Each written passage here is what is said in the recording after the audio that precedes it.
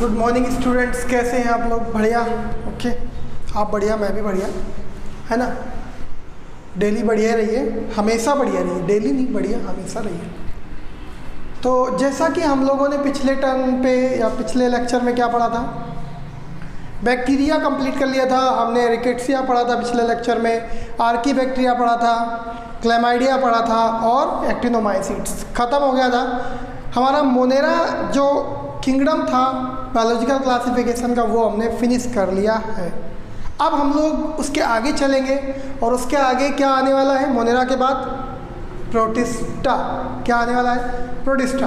तो चलते हैं जरा किंगडम प्रोटिस्टा की तरफ। तो सबसे पहले तो चैप्टर का नाम डाल देते हैं, डाल देना, हाँ डाल देते हैं। क्या? Biological classification.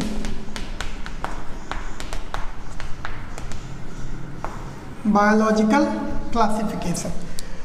और इसमें हम लोग पढ़ेंगे आज किंगडम प्रोटिस्टा। किंगडम प्रोटिस्टा क्या पढ़ेंगे? Kingdom protista. बेटा सबसे पहले तो प्रोटिस्टा नाम किसने दिया, टर्म किसने दिया? टर्म दिया बेटा अर्नेस्ट हैकेल ने। किसने दिया?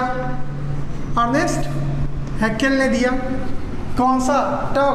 प्रोटिस्टा। ओके, अब प्रोटिस्टा में कौन से इंडिविजुअल आएंगे? तो जैसा कि आपने 5 किंगडम क्लासिफिकेशन पढ़ा था कि नहीं पढ़ा था ना, है ना? हाँ पढ़ा था, तो ध्यान रखिएगा बिल्कुल। 5 किंगडम क्लासिफिकेशन में आर.एच. विटेकर सर ने बोला था कि these are the unicellular eukaryotes. कैसे है बच्चा? यूनिसेल्यूलर, लाइन ना खींचो यार, हर चीज़ के नीचे लाइन खींच देते हैं हम, है ना। Unicellular eukaryotes. अब देखो, अभी तक हम क्या पढ़ रहे थे? Unicellular prokaryotes. आज क्या पढ़ रहे हैं? Unicellular eukaryote. ओके, मतलब इसके आगे क्या पढ़ने वाले हैं हम लोग? आगे क्या पढ़ने वाले हैं? आगे पढ़ने वाले हैं मल्टीसेल्यूलर यूकैरियोट्स। इसके पीछे क्या पढ़े? Unicellular prokaryotes. कुछ समझ में आ रहा है? इसके आगे पढ़ने वाले हैं हम लोग मल्टीसेल्यूलर यूकैरियोट्स, और ये क्या है? Unicellular eukaryotes. मतलब क्या हुआ? देखो क्या हुआ मतलब ये हुआ connecting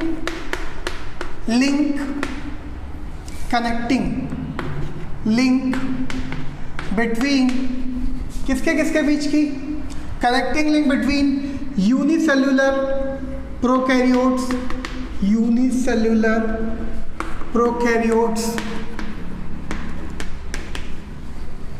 and multicellular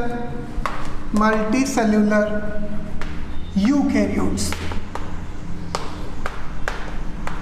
multicellular eukaryotes, इन दोनों के बीच की कनेक्टिंग लिंक है? यस और नो? है भाई, जादू मंत्र थोड़ी है। अच्छा, तो अब कनेक्टिंग लिंक तो हो गया। इसके बाद ये क्या है? प्रोटिस्टा क्या है? Unicellular eukaryotes. बाकी फंगस, प्लांटी और एनिमलिया क्या है? Multicellular eukaryotes. मतलब यूकैरियोट का जो क्या ओरिजिन हुआ वो कहाँ से हुआ? प्रोटिस्टा से। इसका मतलब प्रोटिस्टा ने ही कहीं ना कहीं क्या बनाया होगा? मल्टीसेल्यूलर ऑर्गेनिज्म को, या उसी से वो डेवलप हुए होंगे। तो जिससे जो डेवलप होता है वो उसका पूर्वज कहलाता है। जैसे हमारे पूर्वज बंदर, ऐसा हम मानते हैं, है ना। हाँ, आप लोग के किसी के पूर्वज नाना नानी और दादा दादी, है ना, कोई बात नहीं, चलता है, कोई बात नहीं। तो हमारे पूर्वज जैसे कि क्या है? बंदर, है ना। हम सबके जो नहीं मानते हैं अलग बात है, वो एक्सेप्शनल केसेस है। तो यहाँ पे क्या हुआ कि ये एंसेस्टर है, कौन? प्रोटिस्टा। तो यहाँ पे थर्ड पॉइंट क्या लिखेंगे? एंसेस्टर ऑफ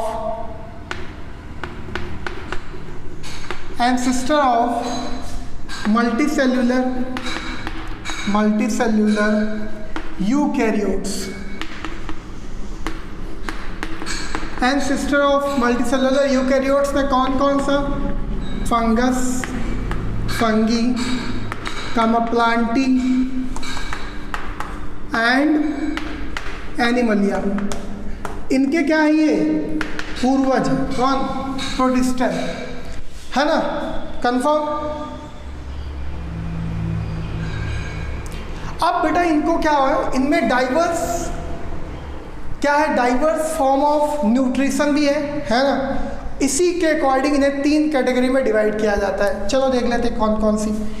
तो प्रोटिस्टा लिख देते हैं यहाँ पे, स्पेलिंग देख लेना, है ना। चलो प्रोटिस्टा में 3 तरीके से हम लोग डिवाइड करते हैं, है ना, इकोलॉजिकल बेसिस पे, है ना। वो जो अपन इकोलॉजी में देखते हैं ना, पहले प्राइमरी, फिर सेकेंडरी, फिर टर्सरी। तो देखते हैं जरा। सबसे पहले तो प्रोड्यूसर में कौन आता है, फोटोसिंथेटिक, मतलब ऑटोट्रॉप्स। ऑटोट्रॉप्स प्रोटिस्टन हो गए। ऑटोट्रॉप्स प्रोटिस्टन जो होंगे वो कैसे होंगे, फोटोसिंथेटिक होंगे, फोटोसिंथेटिक होंगे कि नहीं होंगे, कंफर्म होंगे। चलो दूसरे क्या आते हैं, प्रोड्यूसर हो गया पहले, फिर दूसरे आते हैं कंज्यूमर, नहीं सॉरी डिकम्पोजर, यहाँ पे डिकम्पोजर, है ना। डिकम्पोजर मतलब ये फंगस लाइक होंगे, डिकम्पोज करेंगे, फंगस जैसा इनका स्ट्रक्चर होगा, डिकम्पोजर प्रोटिस्टन। फिर क्या आएगा, कंज्यूमर, ये कंज्यूम करेंगे, ओके। अब क्या आएगा, इनका जो न्यूट्रिशन है ऑटोट्रॉप्स है, इनका जो होगा वो कैसा होगा, सैप्रोफाइटिक, ठीक है। कंज्यूमर जो इनका न्यूट्रिशन होगा वो कैसा होगा, पैरासाइटिक,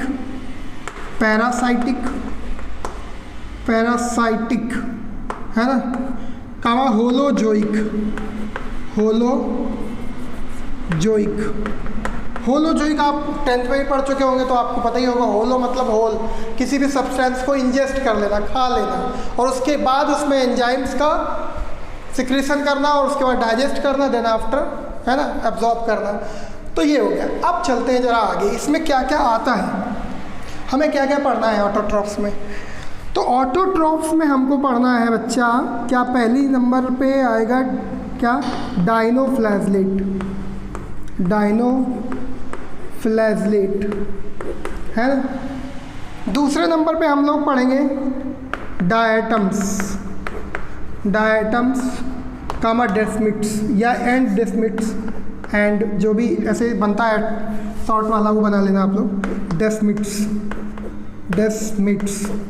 ठीक है। और तीसरे नंबर पे हम लोग पढ़ेंगे क्या, यूग्लिनॉइड्स,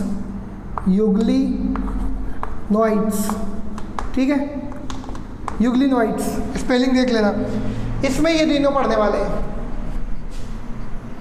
इसके बाद आता है decomposers, saprophytic nutrition, saprophytic absorptive, है ना, एब्जॉर्प्टिव। क्यों, क्योंकि जो भी फंगस होती है, जो भी डिकम्पोजर्स होते हैं, वो क्या करते हैं, जो भी एंजाइम्स होते हैं वो अपनी बॉडी से बाहर, यानी कि जैसे रोटी है, ये रोटी है, इस पर फंगस लग गई, तो फंगस के पास माउथ तो है नहीं, वो जो भी एंजाइम है उसके ऊपर सिक्रीट करेगी, डाइजेस्ट करेगी बाहरी, और तब बाद में क्या करेगी, एब्जॉर्ब कर लेगी या सक कर लेगी, है ना। तो इसमें क्या क्या हम लोग पढ़ने वाले हैं। फर्स्ट नंबर पे cellular slime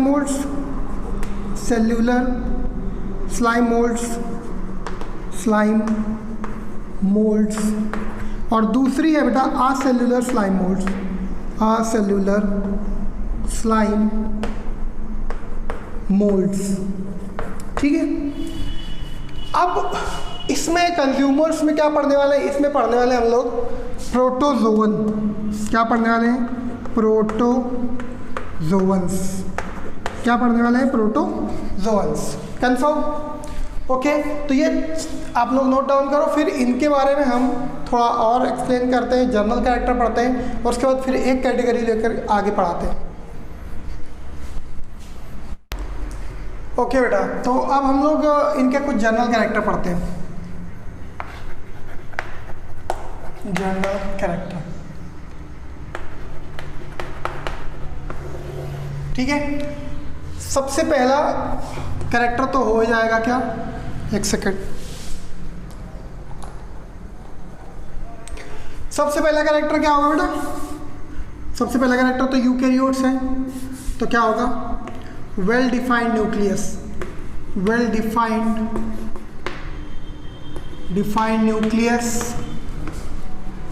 nucleus with all type membrane bound cell organelles, membrane bound cellular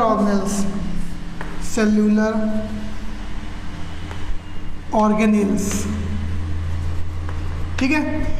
well defined nucleus होगा with all type of membrane bond cellular organelles होंगे इसके अंदर, माइटोकॉन्ड्रिया, गोल्गी बॉडी, लाइसोसोम, सब फलाना ठिकाना सब चीज़ें होंगी, ठीक है, समझदार हो तुम लोग। फिर क्या होगा दूसरे नंबर पे, अब यहाँ पे हाँ, अब क्या होगा, अभी तक 70S राइबोसोम पढ़ते हैं, अब 80S साइटोप्लाज्मिक राइबोसोम लिखना पड़ेगा, साइटोप्लाज्मिक राइबोसोम। अब आप लोग सर ये साइटोप्लाज्मिक क्यों लिखा, केवल 80S राइबोसोम लिख देते तो काम नहीं चलता। अरे भैया नहीं चलता, क्योंकि अगर हम 80S लिखेंगे तो साइटोप्लाज्मिक लिखना पड़ेगा। उसका रीज़न है क्योंकि यहाँ पे जो माइटोकॉन्ड्रिया होता है या क्लोरोप्लास्ट होता है उसके अंदर 70S राइबोसोम होता है ना, ये बात ध्यान रखनी है। तो 80S राइबोसोम हो गया साइटोप्लाज्मिक। इसके बाद कुछ में some have cellulosic cell wall, कुछ में सेल वॉल होती है तो कुछ में सेलुलोसिक होती है, किसी में पेलिकल, किसी में कुछ, किसी में नहीं भी होती है। तो कुछ में अगर होती है तो सेलुलोसिक सेल वॉल होती है, ओके। इसके बाद फिर क्या आएगा बेटा, फिर आएगा नेक्स्ट मोस्टली एक्वाटिक है ना, मोस्टली एक्वाटिक है। फिर क्या आएगा बेटा, फिर इनका मूवमेंट देख लेते हैं किस तरीके से होता है। तो मूवमेंट किससे हो सकता है, एक तो स्यूडोपोडिया, स्यूडो मतलब होता है फॉल्स और पोडिया मतलब पैर। स्यूडोपोडिया के थ्रू हो सकता है या फिर सीलिया के थ्रू हो सकता है या फिर एंड फ्लैजला के थ्रू हो सकता है। अभी हम जर्नल कैरेक्टर पढ़ रहे हैं, ना तो हम डायटम्स पढ़ रहे हैं, ना डेस्मिड्स, ना इग्लोइड्स, ना ही स्लाइमोड्स, ना ही समझ रहे हो ना प्रोटोजोन। अभी हम सबका मिक्सचर पढ़ रहे हैं, कॉमन जो जर्नल कैरेक्टर होते हैं उनके बारे में बात करें। इसके बाद सीलिया फ्लैजला, ओके। अब ये यूकैरियोट्स है, तो एक्चुअली आपको पता है फ्लैजला का नंबर 1 या 2 होता है, सीलिया का नंबर ज़्यादा होता है। तो अब क्या होता है, इनका नंबर ज़्यादा होता है, मोर नंबर होगा इनका, मोर नंबर होगा तो इनका फास्टेस्ट मूवमेंट होगा, है ना, ये तेज मूवमेंट करेंगे ना। फ्लैजला 1-2 होते तो वो फास्ट मूवमेंट नहीं कर सकता इतना, तो मोर नंबर होता है इसलिए फास्टेस्ट मूवमेंट हो गया।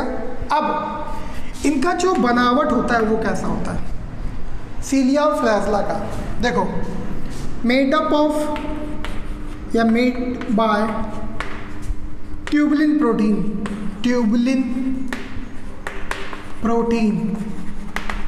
प्रोटीन से बना रहता है। एक चीज़ आपको याद आ रही होगी कि जब हम बैक्टीरिया में आपको फ्लैजला बताए थे तो वहाँ पे फ्लैजला कौन सी प्रोटीन से बना था, फ्लैजलिन प्रोटीन से, लेकिन यहाँ पे ट्यूबुलिन प्रोटीन से बना है। और वहाँ पे जो अरेंजमेंट होता था वो 4+4 का होता था। जो माइक्रोट्यूब्यूल्स होते थे यानी कि प्रोटीन के छल्ले यानी कि प्रोटीन की रॉड्स, वो 4+4 की होती थी। यहाँ पे क्या होगा,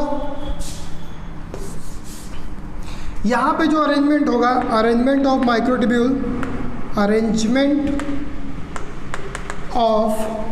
माइक्रोट्यूब्यूल कैसी होगी, 9+2 अरेंजमेंट, ठीक है। 9 पेरीफेरी में होंगे ऐसे रॉड्स और 2 सेंट्रल में होंगे, 9+2 अरेंजमेंट होगा।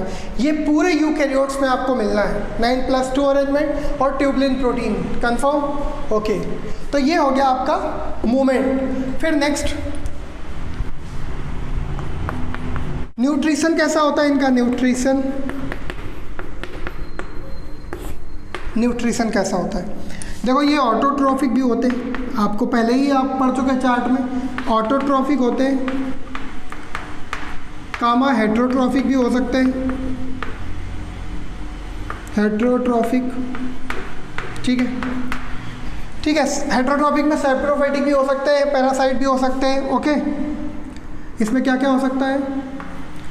सैप्रोफिटिक, सैप्रोफिटिक है ना, पैरासाइटिक, फिर इसके बाद होलोजोइक, है ना, समझ रहे हो ना, इस तरीके से। अब इसके बाद आता है तीसरा मिक्सोट्रॉफिक, मिक्सोट्रॉफिक न्यूट्रिशन, ये इंपॉर्टेंट है। मिक्सोट्रॉफिक न्यूट्रिशन किस में पाया जाता है? इसका नाम मिक्सो है, मतलब दोनों जिसमें पाए जाए, यानी कि हेट्रो प्लस ऑटो, यानी कि hetero sorry auto plus hetero, अरे यार सॉरी, ऑटो प्लस हेट्रो, है ना। अब हमने ऑटो लिख दिया तो आप ऑटो टेम्पो वाला ऑटो मत समझ लीजिएगा।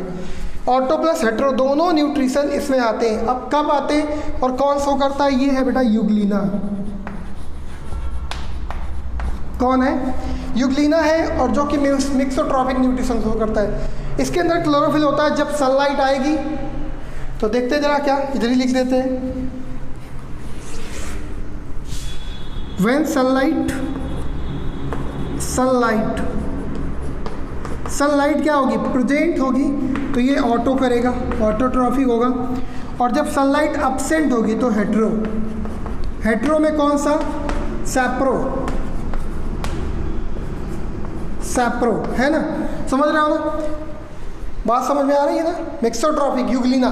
अब इसीलिए यूग्लिना को connecting link between plant and animals बोलते हैं। इसीलिए यूग्लिना ऑल्सो नोन एज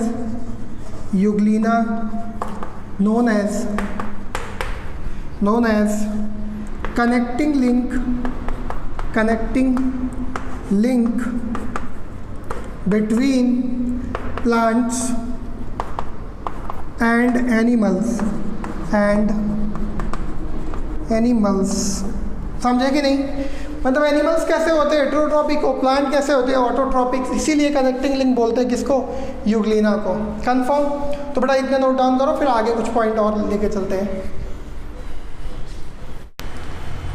अब इसके बाद देखिए नेक्स्ट पॉइंट आता है, जनरल कैरेक्टर ही चल रहा है अभी, जनरल कैरेक्टर, है ना। नेक्स्ट पॉइंट बेटा आएगा जनरल कैरेक्टर का कि इनका रिप्रोडक्शन कैसा होता है। तो रिप्रोडक्शन देख लो जरा, रिप्रोडक्शन कौन? प्रोटिस्टन का, ठीक है। तो रिप्रोडक्शन बेटा दोनों टाइप का होता है, यानी कि कैसा? एक असेक्सुअल और दूसरा सेक्सुअल, ठीक है। सेक्सुअल देखो, पहले कभी आपको ट्रू सेक्सुअल नहीं मिला, अभी ये ट्रू सेक्सुअल होगा, ट्रू सेक्सुअल रिप्रोडक्शन। क्योंकि पहले क्या होता था, सेक्सुअल रिप्रोडक्शन तो कहा जाता था, या sort of sexual reproduction, conjugation sexual reproduction तो है, बट क्या उसमें एक प्रोजेनी से दो बनते हैं? नहीं, है ना, नहीं बनते ना, समझ रहे हो ना। कंजुगेशन ट्यूब बनती है, एक्सचेंज किया मटेरियल अलग हो गए, बस, है ना। तो यहाँ पे ऐसा नहीं होगा। देखो क्या होगा फिर यहाँ पे सर, असेक्सुअल जो है, हाँ जो है तो है ना। असेक्सुअल में क्या होगा? एक तो पहला आपका फिजन होगा, फिजन। अब फिजन आपका दो टाइप का हो सकता है, कौन सा? बाइनरी हो सकता है और मल्टीपल हो सकता है ना। मतलब एक इंडिविजुअल जब दो पार्ट में ब्रेक डाउन हो तो बाइनरी फिजन हो गया, और जब कई पार्ट में कई इंडिविजुअल में ब्रेक हो जाए, एक ही इंडिविजुअल कई सारे इंडिविजुअल में ब्रेक हो जाए, तो उसे क्या बोलते हैं? Multiple fission, okay. दूसरा जो आएगा इसमें, दूसरा टाइप्स, वो है स्पोर फॉर्मेशन। स्पोर फॉर्मेशन क्यों? क्योंकि इसमें स्लाइम मोल्ड्स भी है। मोल्ड मतलब फंगस, और फंगस है तो पक्का स्पोर फॉर्मेशन करती होगी, ओके। अब आता है सेक्सुअल रिप्रोडक्शन। क्या आता है? Sexual reproduction. सेक्सुअल रिप्रोडक्शन में सबसे पहले तो गैमेट फॉर्मेशन होगा, गैमेट फॉर्मेशन होगा। अब जब ये गैमेट दोनों फॉर्म हो गए तो दोनों में क्या होगा? सिनगैमी होगी। क्या होगा? सिनगैमी होगी। फिर उसके बाद जाइगोट बनेगा, है ना। जाइगोट के बाद, इसको फ्यूज़न भी बोलते हैं आप लोग, फ्यूज़न, है ना। जाइगोट के बाद क्या बनेगा? इंडिविजुअल। क्या बनेगा? इंडिविजुअल, है ना, इंडिविजुअल। इंडिविजुअल बन गया तो मतलब ये लग रहा है ट्रू। ये क्या लग रहा है? ट्रू रिप्रोडक्शन, है ना। अब क्या होता है कि इनमें दो टाइप की साइकिल्स होती हैं। लाइफ साइकिल्स जो होते हैं इनकी दो टाइप की शो होती हैं। दे show two types of life cycle. They show two types of life cycle. कौन कौन सी? पहली है बेटा diplontic life cycle, diplontic life cycle, और दूसरी है बेटा haplontic life cycle, haplontic life cycle, है ना। अब ये कैसे होती हैं इन्हें हम देखने के लिए पहले ये नोट कर लें, फिर आगे इसके दिखाते हैं आपको कैसे इनको पढ़ना है। चलो अब एक तरफ है डिप्लॉन्टिक लाइफ साइकिल, एक तरफ उसका घर, एक तरफ मैं कहता हूँ। वो गाना नहीं है, इधर ध्यान देना है ना। वैसे आप लोगों ने सुना ही नहीं होगा कभी, कोई बात नहीं, नए ख्यालात के लोग हो। एक डिप्लॉन्टिक है और एक बेटा हैप्लॉन्टिक है। एक डिप्लॉन्टिक लाइफ साइकिल और एक हैप्लॉन्टिक। डिप्लॉन्टिक लाइफ साइकिल वो होती है जिसमें 2n डिप्लॉयड कंडीशन ज़्यादा समय के लिए रहती है। मतलब डिप्लॉयड कंडीशन बहुत ज़्यादा समय के लिए रहे, हैप्लॉयड थोड़े समय के लिए आए। अब इसका मतलब तो आप लोग समझदार हो, समझ गए होगे, है ना। Very good. चलो देखते हैं ज़रा। इसमें कोई एडल्ट इंडिविजुअल है, एडल्ट प्लांट एनिमल इंडिविजुअल मतलब प्रोटिस्टा, ठीक है। कोई भी आगे चल के सभी पे लागू होती है, यानी कि सभी पे कंसिडर कर सकते हो। ये एडल्ट है और ये एडल्ट बेटा कैसा है? 2n है, डिप्लॉयड है, ओके। इसके बाद क्या हुआ? इसमें गैमेट फॉर्मेशन हुआ। तो यहाँ पे क्या होगा? मियोसिस हुआ। क्या हुआ? मियोसिस हुआ और गैमेट बन गए, मेल गैमेट और फीमेल गैमेट बन गए, मान लो मियोसिस हुआ। अब जब भी मियोसिस होता है तो कोई भी सेल हमेशा उसका हाफ नंबर रह जाता है क्रोमोसोम का हाफ नंबर डिडक्ट यानी कि रिड्यूस हो जाते हैं। तो ये भी बेटा n हो जाएगा और ये भी n हो जाएगा। मान लो ये फीमेल से गैमेट बन के आया, ये मेल से। यहाँ एडल्ट में दोनों मेल फीमेल हैं, ऐसा मान लेते हैं, ठीक है। अब क्या होगा? इन दोनों का फ्यूज़न होगा। ये हुआ fusion oblique syngamy, fusion oblique syngamy, ठीक है। गैमेट की मैरिज हो गई या उनका जुड़ाव हो गया। तो जैसे ही जुड़ाव हुआ बेटा तो क्या बन जाएगा?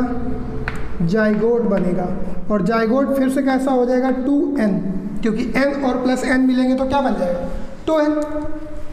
बात समझ रहे हो? फिर यही चल के आगे क्या बनाएगा? एडल्ट बनाएगा। यही जाइगोट आगे चल के क्या बनाएगा? एडल्ट बनाएगा। कंफर्म? ओके। तो यहाँ पे आपको ये देखो 2n, सिर्फ n कहाँ पे आई? हैप्लॉइड कंडीशन सिर्फ यहाँ पे आई। कब? गैमेट फॉर्मेशन के दौरान। जब गैमेट फॉर्म हुआ तो ही हैप्लॉइड। हम लोग भी कैसे हैं? डिप्लॉन्टिक लाइफ साइकिल शो करते हैं। हमारी बॉडी में मोस्ट सब सेल्स कैसी हैं? डिप्लॉइड है। स्पर्म जब बनते हैं या ओवम बनता है तो वो हैप्लॉइड होता है, ओके। अब हैप्लॉन्टिक लाइफ साइकिल देख लेते हैं। यहाँ पे जो एडल्ट है, ये एडल्ट है, एडल्ट प्लांट बॉडी या इंडिविजुअल जो भी है ना, वो कैसा है? n है, हैप्लॉइड है, ओके। अब यहाँ पे क्या हुआ? इसमें गैमेट फॉर्मेशन किया,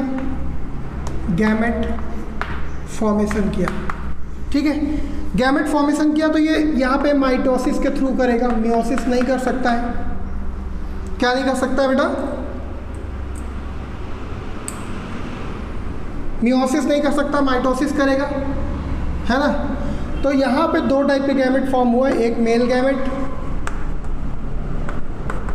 और दूसरा फीमेल गैमेट, है ना। यही तो दोनों होंगे, एक मेल गैमेट और दूसरा फीमेल गैमेट। एक सेकेंड, ये मेल गैमेट भी हैप्लॉइड और फीमेल गैमेट हैप्लॉइड, दोनों हैप्लॉइड है, आप देख रहे हो। ओके, अब क्या होगा, दोनों का फ्यूज़न होगा, यहाँ पे फ्यूज़न हुआ, फ्यूज़न होने के बाद क्या बन गया, जाइगोट। क्या बन गया, जाइगोट। और ये जो जाइगोट बना, ये आगे चल के एडल्ट बनाएगा। तो मतलब आपको पता है जाइगोट क्या है, यहाँ पे 2n डिप्लॉइड है, दिख रहा है भाई, n+n मिलेगा तो डिप्लॉइड बनेगा। अब आपको फिर से हैप्लॉइड बनाना, तो यहाँ पे क्या करोगे, मियोसिस। क्या कर दोगे, मियोसिस। आपको पता है माइटोसिस मतलब 2n से 2n, n से n सेल बनती है। अगर कोई n सेल माइटोसिस करती है तो n ही बनाएगी, अगर 2n तो 2n बनाएगी। लेकिन मियोसिस में ऐसा नहीं है, मियोसिस में 2n एंटर होती है और n बनती है सेल। कंफर्म, आगे आप लोग सेल डिवीज़न में बहुत अच्छे से इसको समझ पाएंगे। चलो, अब मियोसिस हुआ। चलो, ये तो अब आप देख रहे हो इसमें हैप्लॉइड ज़्यादा देर के लिए है। देखो यहाँ पे चाहे जाइगोट के बाद एम्ब्रियो बनेगा, एम्ब्रियो के बाद फलाना ढिकाना और एडल्ट बन जाएगा, है ना, समझ रहे हो। तो ज़्यादा टाइम के लिए आपको क्या दिख रहा है, हैप्लॉइड। इसकी ज़्यादा लाइफ साइकिल कैसी है, हैप्लॉइड, इसीलिए इसे हैप्लॉइडिक लाइफ साइकिल बोलते हैं। चलो, अब देखो यहाँ पे मियोसिस कौन सा हो रहा है, मियोसिस किस लिए हो रहा है या किस में हो रहा है। डिप्लॉइडिक लाइफ साइकिल में मियोसिस हो रहा है गैमेट फॉर्मेशन के लिए। तो देखो यहाँ पे क्या हो रहा है, गैमेटिक मियोसिस, गैमेटिक मियोसिस। क्या हो रहा है, गैमेटिक मियोसिस हो रहा है। देखो गैमेट फॉर्मेशन में मियोसिस हो रहा है, 2n से nn बन रहा है, तो ये गैमेटिक डिप्लॉइडिक लाइफ साइकिल क्या शो करेगी, क्या शो करेगी, हाँ समझ रहे हो, वेरी गुड। अब हैप्लॉइडिक लाइफ साइकिल में क्या दिख रहा है, जाइगोट में मियोसिस हो रहा है, तो इसे हो क्या बोलेंगे, zygotic meiosis, zygotic meiosis. Confirm, समझ में आया कि नहीं। अब प्रोटिस्टा क्या, कई सारे इंडिविजुअल हैप्लॉइडिक लाइफ साइकिल शो करते हैं और बहुत सारे इंडिविजुअल डिप्लॉइडिक लाइफ साइकिल शो करते हैं, दोनों को नोट डाउन करो।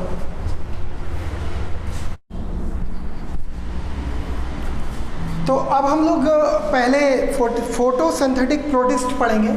क्या पढ़ेंगे, फोटोसिंथेटिक प्रोटिस्ट, है ना, किंगडम वही पढ़ रहे हैं, प्रोटिस्ट। तो यहाँ पे हम लोग डाल देते हैं क्या, फोटोसिंथेटिक, फोटोसिंथेटिक प्रोटिस्ट, प्रोटिस्टन भी लिख सकते हैं या प्रोटिस्ट भी लिख सकते हैं, ठीक है। अब हम लोग फोटोसिंथेटिक प्रोटिस्ट पढ़ने जा रहे हैं। उसका सबसे पहला हम लोग पढ़ने वाले हैं डायनोफ्लैजिलेट, डायनोफ्लैजिलेट। ओके, डायनो मतलब होता है दो, है ना, डायनो मतलब दो, फ्लैजलेट मतलब फ्लैजला। इनकी बॉडी में दो फ्लैजला होते हैं, आगे हम लोग पढ़ेंगे। चलो, सबसे पहले हम लोग इनका क्या पढ़ेंगे, हैबिटेट। इनका हैबिटेट कैसा है, हैबिटेट मतलब वास स्थान, कहाँ रहते हैं ये, किस तरीके की लोकेशन पे पाए जाते हैं। वैसे आप लोग सोच रहे होंगे कि सर ये सब तो कभी हमने देखा ही नहीं, एक्चुअल में नहीं देखोगे। ये मोस्ट ऑफ द मैराइन्स है ना, और मेरीन्स जो होते हैं वो, मैराइन जो होते हैं वो आपको जनरली देखने को नहीं मिलेंगे ना, माइक्रोस्कोपिक स्टडी के थ्रू ये इनकी स्टडी पॉसिबल है ना। ओके, मोस्टली मैरीन, हैबिटेट में क्या लिखेंगे हम लोग, मोस्टली मैरीन, मोस्टली मैरीन है, समुद्री है, समुद्र में रहते हैं, ठीक है। मतलब कुछ फ्रेश वाटर भी हो सकते हैं। ओके, दूसरी चीज़ें यहाँ पे हाँ लिख देते हैं, some fresh water, some fresh water.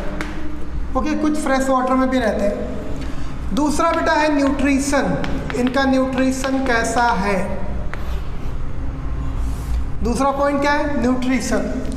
तो बेटा आपको पता ही है डायनोफ्लैजिलेट के अंदर क्लोरोफिल होता है, यानी कि ये हमने आपको ऑटोट्रॉपिक या फोटोसिंथेटिक प्रोटिस्ट में बता रहा हूँ। तो 100% ये कैसे होंगे, ऑटोट्रॉप्स, ऑटोट्रॉप्स होंगे। ऑटोट्रॉप्स मतलब ये क्या करते होंगे, फोटोसिंथेसिस परफॉर्म करते होंगे, फोटोसिंथेसिस परफॉर्म करते हैं। ओके, अब यार ये फोटोसिंथेसिस परफॉर्म करते हैं, तो इनके अंदर क्या होगा, क्लोरोफिल होगा। चलो देख लेते हैं कौन कौन सा क्लोरोफिल है। क्लोरोफिल ए होगा कामा सी है, बी नहीं है इनके अंदर, ए है और सी कंफर्म, कामा बीटा नहीं अल्फा कैरोटीन है, अल्फा कैरोटीन है बेटा इनके अंदर, अल्फा कैरोटिनॉइड्स है ना, कैरोटिनॉइड्स। और क्या है, जैंथोफिल है बेटा, जैंथोफिल, और जैंथोफिल का एग्जाम्पल है पायरिडिनिन, पायरिडिनिन, ठीक है। ये मतलब जैंथोफिल का टाइप है, ये क्या है, टाइप है पायरिडिनिन, सॉरी पेरिडिनिन, नॉट पायरिडिनिन, पेरिडिनिन, ठीक है। इसके बाद इनका जो क्लोरोप्लास्ट होता है, क्लोरोप्लास्ट हैव 3 मेम्ब्रेन, इसमें 3 मेम्ब्रेन होती है। जनरली जो आप क्लोरोप्लास्ट पढ़ोगे उसमें आपको 2 ही मेम्ब्रेन मिलेगी, लेकिन यहाँ पे 3 मेम्ब्रेन है, ओके। फिर इसके बाद इनका न्यूट्रिशन हो गया। इन पिगमेंट्स की वजह से ये अलग अलग कलर भी शो करते हैं, जैसे कि रेड, कामा ब्लू, कामा ब्राउन, कामा ग्रीन, है ना, कामा ग्रीन एसेट्रा, कई तरीके के कलर शो करते हैं जैसे इनमें पिगमेंट होते हैं, कंफर्म, ओके। कई तरीके के कलर शो करते हैं। इसके साथ ही साथ ये बायोलुमिनेसेंस होते हैं, कैसे होते हैं, बायोलुमिनेसेंस।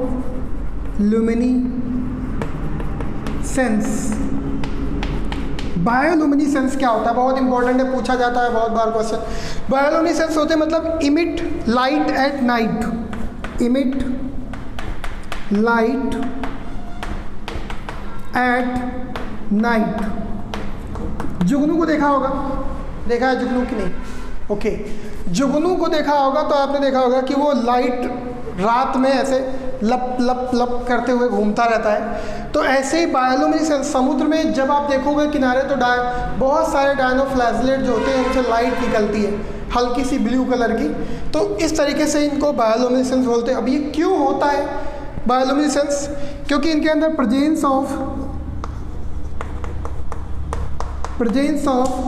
ल्यूसीफेरिन प्रोटीन, कौन सी, ल्यूसीफेरिन प्रोटीन होती है, कौन सी प्रोटीन होती है, due to presence of luciferin protein होती है। अब कौन कौन से हैं जो बायोलुमिनेसेंस शो करते हैं, कौन कौन से डायनोफ्लैजलेट हैं जो बायोलुमिनेसेंस शो करते हैं, देखते हैं जरा। नोटिल्यूका है ना, बड़ा नटखट है ये, नोटिल्यूका, ल्यूका जो है वो नोटी है, नोटिल्यूका, इसको आप लोग ऐसे नोटिल्यूका, कामा पायरोडीनियम, और तीसरा क्या है, पायरोसिस्टिस, तीसरा क्या है, पायरोसिस्टिस।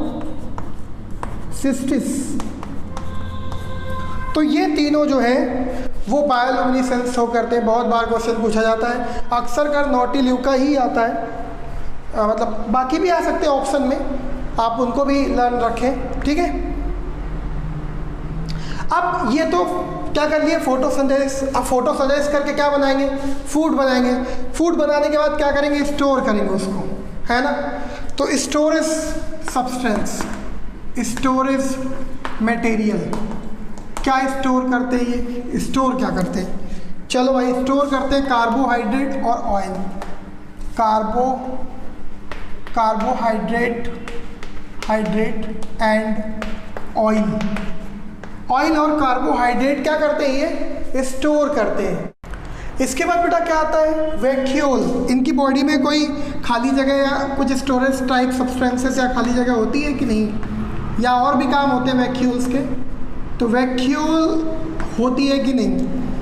तो इनके अंदर बेटा नॉन कंट्रक्टाइल वैक्यूल होती है, नॉन कंट्रक्टाइल वैक्यूल, मतलब नॉन कंट्रक्टाइल जो कॉन्ट्रैक्ट नहीं होती है, रिलैक्स, वो एक्चुअल में नॉन कंट्रक्टाइल या कंट्रक्टाइल वैक्यूल जो होती है वो ऑस्मो रेगुलेशन का काम करती है। लेकिन यहाँ भी नॉन कंट्रक्टाइल वैक्यूल है, लेकिन करेगी वही काम, है ना।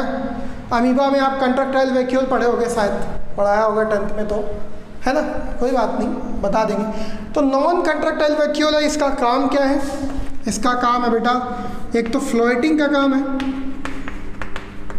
फ्लोटिंग में हेल्प करती है, and osmo regulation.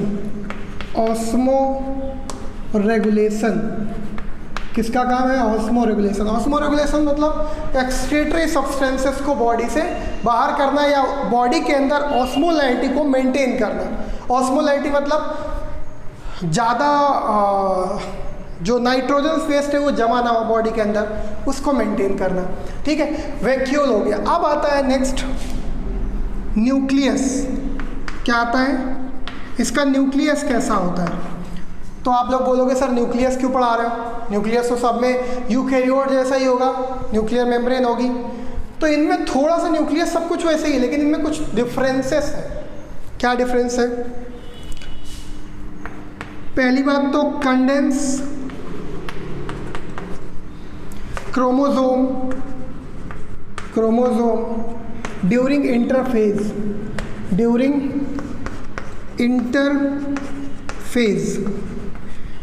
Normally cells जो होती है यूकैरियोटिक, उसमें इंटरफेज में क्रोमोसोम कंडेंस नहीं होते। कैसे होते हैं? थ्रेड लाइक, बहुत ज़्यादा थ्रेड लाइक होते हैं, और क्रोमेटिन थ्रेड बोलते हैं उनको। यहाँ पे कंडेंस क्या है? क्रोमोसोम है ड्यूरिंग इंटरफेज में भी क्या है? कंडेंस्ड है। नॉन हिस्टोन प्रोटीन है, यहाँ पे हिस्टोन प्रोटीन नहीं है, नॉन हिस्टोन प्रोटीन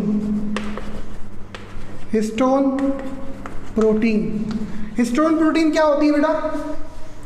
ऐसी प्रोटीन जो कैसी होती है? निगेटिव पॉजिटिवली चार्ज और डीएनए के साथ मिक्स रहती है, लेकिन यहाँ पे वो प्रोटीन नहीं है, नॉन हिस्टोन प्रोटीन है। कंफर्म? ठीक है। इसके बाद एक और चीज़ यहाँ पे इम्पॉर्टेंट है जो आपको याद रखना है। क्या? कि न्यूक्लियर मेम्ब्रेन नॉट या डज नॉट, है ना, डज नॉट disappear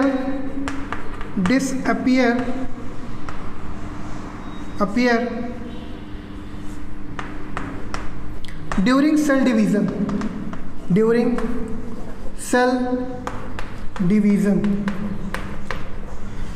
मतलब कि नॉर्मली जो सेल होती हैं जब उनका सेल डिवीज़न होता है तो उनकी न्यूक्लियर मेम्ब्रेन और अदर सेलुलर ऑर्गेनेल्स क्या हो जाते हैं? डिसअपियर। आपने अगर पिछले या किसी बुक में पढ़ा होगा तो आपको पता होगा कि भाई जब भी सेल डिवीज़न होता है तो न्यूक्लियर मेम्ब्रेन और कई सारे सेलुलर ऑर्गेनेल्स जो होते हैं वो डिसअपियर हो जाते हैं। लेकिन यहाँ ऐसा नहीं होता है, यहाँ पे न्यूक्लियर मेम्ब्रेन परसिस्ट रहेगी, चाहे सेल डिवीज़न हो रहा हो तब भी वो न्यूक्लियर मेम्ब्रेन बनी रहेगी। और न्यूक्लियस जो होता है वो लार्ज होता है। कैसा होता है? लार्ज। इसका न्यूक्लियस जो होगा वो लार्ज होता है, ठीक है। इस टाइप के न्यूक्लियस को हम लोग क्या बोलते हैं? मीज़ोकैरियन। क्या बोलते हैं? मीज़ोकैरियन। तो आप लोग के पास जगह होगी नीचे, मेरे पास ये जो आप एग्जाम्पल देख रहे हो ये इसके है बायोलुमिनेसेंस के, इसमें आप मिक्स मत करिएगा। ये है इस टाइप के न्यूक्लियस को हम लोग बोलते हैं मीज़ोकैरियन। कैरियन मतलब न्यूक्लियस, ना तो यूकैरियोट्स ना प्रोकैरियोट्स, बीच का है, मीज़ोकैरियन न्यूक्लियस। समझे कि नहीं? मीज़ोकैरियन टाइप ऑफ न्यूक्लियस। तो आपको न्यूक्लियस भी समझ में आ गया होगा, नोट डाउन करो। ओके स्टूडेंट्स, तो आज हम लोगों ने प्रोटिस्टा स्टार्ट किया। प्रोटिस्टा में हमने काफ़ी कुछ पढ़ा। उसके बाद हमने पहले फोटोसिंथेटिक प्रोटिस्ट को लिया, डायनोफ्लैजलेट को। डायनोफ्लैजलेट में अभी हमने सिर्फ हैबिटेट पढ़ा, न्यूट्रिशन पढ़ा, उसका बायोलुमिनेसेंस पढ़ा। उसके बाद स्टोरेज मटेरियल, वैक्यूल, न्यूक्लियस, क्योंकि इसका न्यूक्लियस थोड़ा अलग है इसलिए इसको पढ़ा। अगले लेक्चर में, अभी ख़त्म नहीं हुआ है, कंटिन्यू रहेगा लेक्चर। आप बिल्कुल भी भ्रमित ना हो, टेंशन ना लें कि इसी लेक्चर में ख़त्म कर दिया जाए। छोटा छोटा पार्ट रहेगा, ज़्यादा बेटर है। तो अगले लेक्चर में हम इसके सेल वॉल या सेल कैप्सूल या जो भी बाहरी कवरिंग होती है उसके बारे में बात करेंगे। उसके बाद उसके मूवमेंट के बारे में बात करेंगे, रिप्रोडक्शन के बारे में बात करेंगे, है ना। उसके बाद इसे फिनिश करेंगे। तब तक कंटिन्यूअस करते रहें। Thank you.